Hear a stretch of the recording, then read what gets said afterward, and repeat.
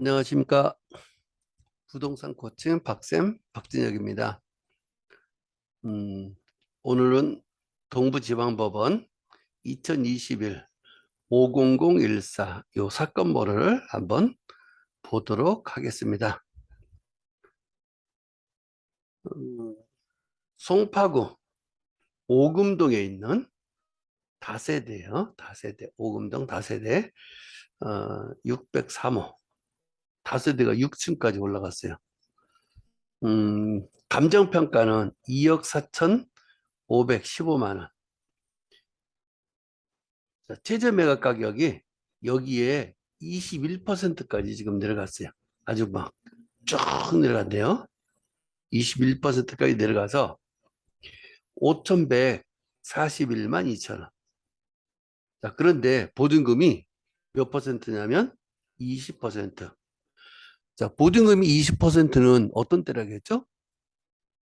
보증금이 특별 매각 조건으로 달리 정하는 경우는 보증금이 20%에서 30%까지 할 수 있다.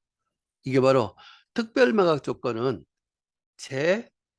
재매각일 때, 재매각, 재경매일 때, 재경매일 때는 자, 재매각은 어떤 경우냐면 먼저 낙찰이 돼서 허가 나와가지고 돈 납부하라고 통보를 했는데 돈을 납부를 못했을 때 이제 다시 매각이 들어가요. 다시 재매각이 들어간다.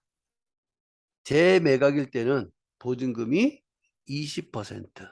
자, 대부분의 법원들은 20%라고 했어요. 그런데 수원지방법원은 30%도 있습니다. 수원지방법원이 보증금이 30%예요. 기억해 놓으셔야 됩니다. 자, 청구 금액은 4,260만 원. 자, 토지 면적은 18제곱미터예요. 그런데 건물 면적이 25제곱미터. 자, 제시의 면적으로 사용하는 이 면적이 11제곱미터나 되네요.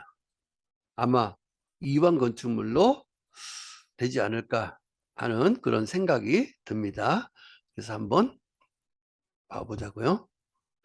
여기에 제시의 건물이라고 이렇게 지금 나왔네요.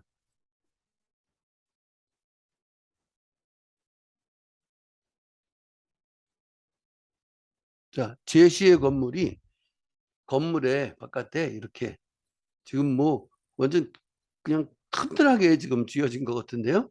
이거 철거하기가 쉽지 않을 것 같아요. 이게 바로 제시의 건물이다.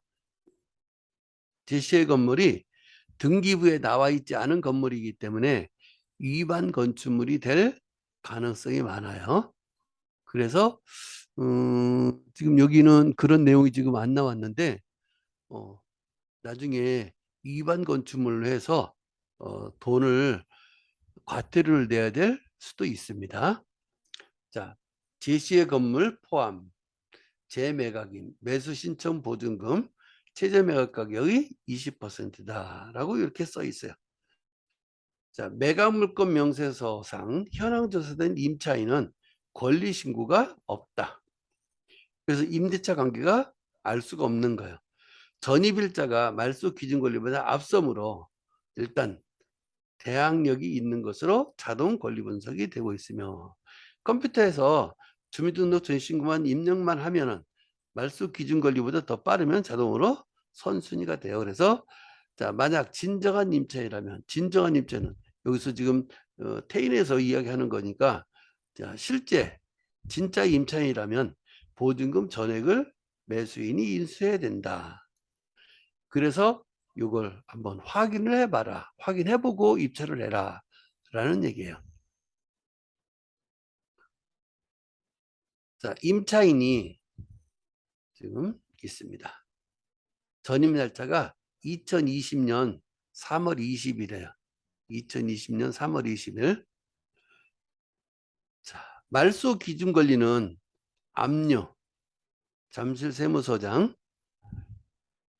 말소 기준 권리가 요게 바로 말소 기준 권리예요. 2020년 9월 21일. 자, 말소 기준 권리는 9월 21일인데 임차인은 3월 달에 전입신고를 했기 때문에 임차인이 더 빠른 자랑스러운 선순위 임차인이에요. 자, 선순위 임차인은 낙찰자가 모두 다 물어줘야 된다고 했어요. 자, 그런데 누가 겸매 신청을 했냐면 강제 겸매. 임차인이 안 해요. 임차인이 겸매 신청한 것이 아니라 강제 겸매로 이렇게 신청을 했어요. 다른 사람이. 자, 감정가가 2억 4,500인데 감정가가 2억 4,500인데 지난번에 3월 달에 2022년 3월 달이네요. 2022년 3월 21일 날 혼자 입찰을 해서 당당하게 혼자 입찰을 해가지고 8,083만 1,000원의 낙찰을 받았어요. 용감하신 분. 이분이 바로 용감하신 분이에요. 그래서 허가 나고 미납이 됐다. 지금 허가 나고 미납이 됐어요. 그래서 다시 유찰이 되고 또 유찰이 되고 또 유찰이 돼서 지금 진행이 되는 거다. 그럼 이건 무슨 뜻일까요?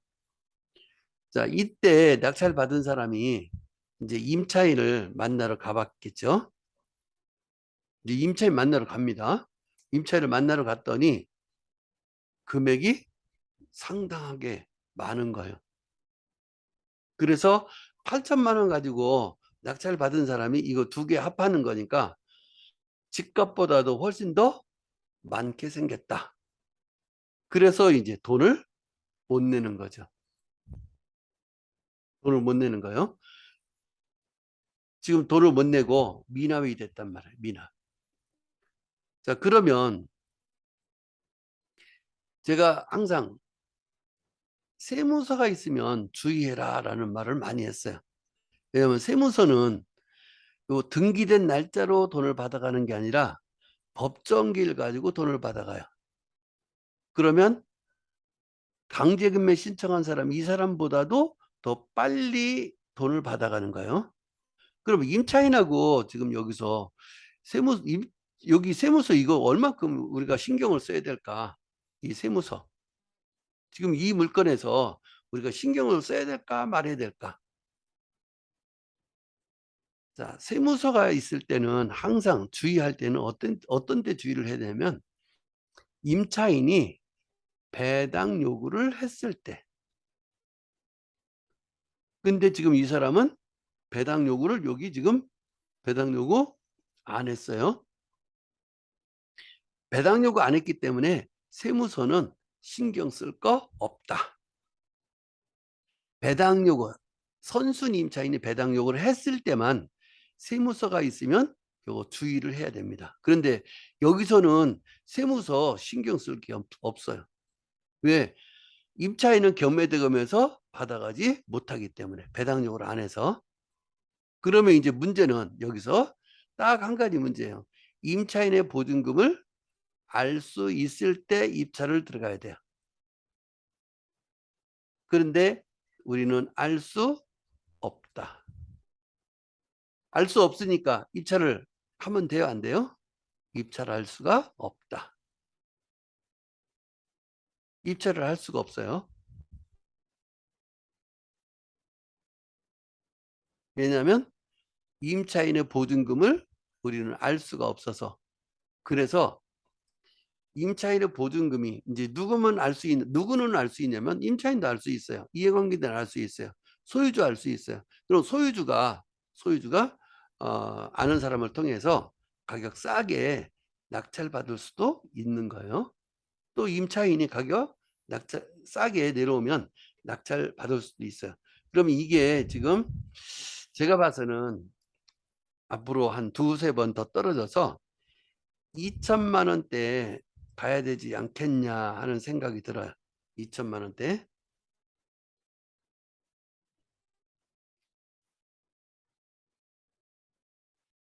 자, 2015년도에 보존 등기가 됐어요. 2015년. 근데 6층까지 지금 지었어요.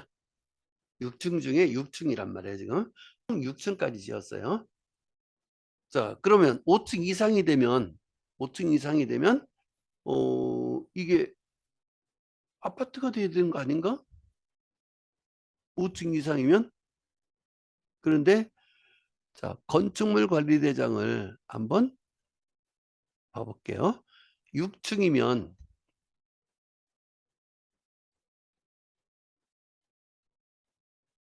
지금 여기에 2반 건축물이라고 딱 표시되어 있네요. 아까 지금 여기 사이트에는 2반 건축물이라는 말이 안 나왔지만은 건축물 관리대장에 2반 건축물이라고 지금 표시가 돼 있어요. 자, 6층이 단지형 다세대예요. 다세대예요. 건축 심의를 받으면 층수를 한 개층을 더 올릴 수가 있어요. 자, 원래 1층은 필요티이기 때문에 주거층으로 쓰는 것이 4개층이면 다세대예요. 그러면 1층 필요티니까 5층까지 올 수 있죠. 근데 심의를 받으면 한 개층을 더 올릴 수 있어요. 6층까지. 그래서 아마 이건 6층까지 지금 올린 것 같아요. 근데 지금 여기에 2반 건축물이라고 지금 표시가 되어 있습니다. 2반 건축물. 그러면 이제 과태료 물어야 되고 임차인이 얼마인지 지금 금액 알 수가 없어요. 그래서 이런 물건은 우리가 입찰에 들어갈 수가 없다. 아마 많은 금액까지 내려와야 될 거예요. 자, 이렇게 해서 사건 번호 2021 50014 이 사건 번호를 한번 살펴봤습니다. 수고하셨습니다. 부자 되세요.